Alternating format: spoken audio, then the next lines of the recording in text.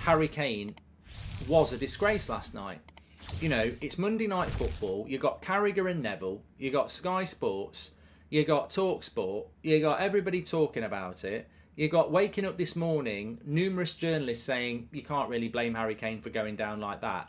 And I'm almost laughing as I chew on my porridge, because I'm like, if that's Bruno Fernandes, if that's Mo Salah, if that's Xhaka, you know, any of those three players go down like that, they are being absolutely castigated. They're being absolutely torn apart for diving, cheating, and we don't want that in our game. But because it's England's Harry Kane, oh well, you can't blame him for going down.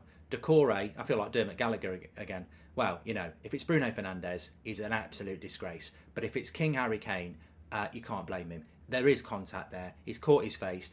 You know, have you ever got a bit of grit in your eye? It hurts. And at the end of the day, I think he's brushed his eyelid. The eyelid's gone in his eye, and it's really hurt him. And did you not know that Harry Kane actually has very sensitive eyes? So, you know, at the end of the day, it's a red card. It should be a 100-game ban, and you can't blame Harry Kane for going down like a sack of shit. I actually think, my actual thought was, I've played the game. Harry Kane has played the game.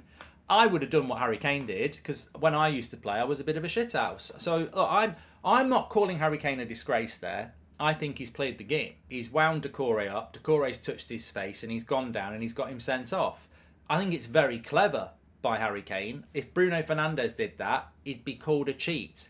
You know, Gary Neville would probably call him a cheat because Gary Neville's got it in for Bruno. But the reality is, if Harry Kane does it, I mean, it's all it is. It's just an example of English bias. That's all that happened last night. If it's a foreign player doing that, they're going to be called a cheat.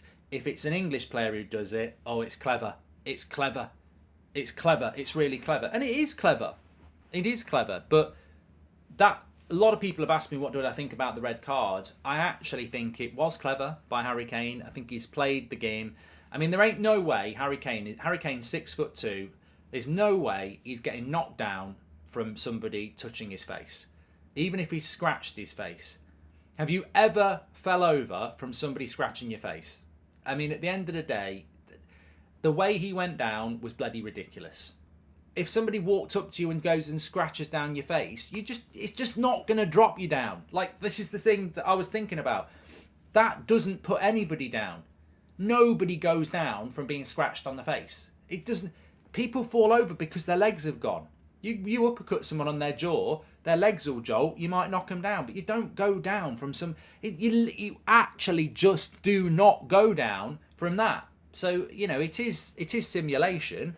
Referees aren't clever enough to realise that. So I don't blame Harry Kane for doing it. Harry Kane is a disgrace, is what some people are saying, because of his actions last night.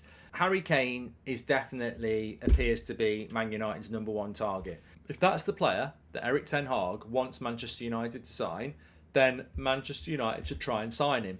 I watched a lot of the game yesterday. I turned it off when they went down to 1-0. I watched that game, and the two things that stood in my head about Harry Kane were, one, he is the leader of that team, and they're always bottling it. Like, they always bottle it. So it does worry me, buying a 30-year-old striker who is world class. I do worry about his mentality when we've got a team that struggles mentality-wise. Harry Kane is not a mentality king. He's not. He's never won anything consistently for England, Spurs, you know, and last night's not a cup final for Spurs, but they bottled it. It's not just top four. It's not just Champions League finals. It's not just cup games. It's like games like last night.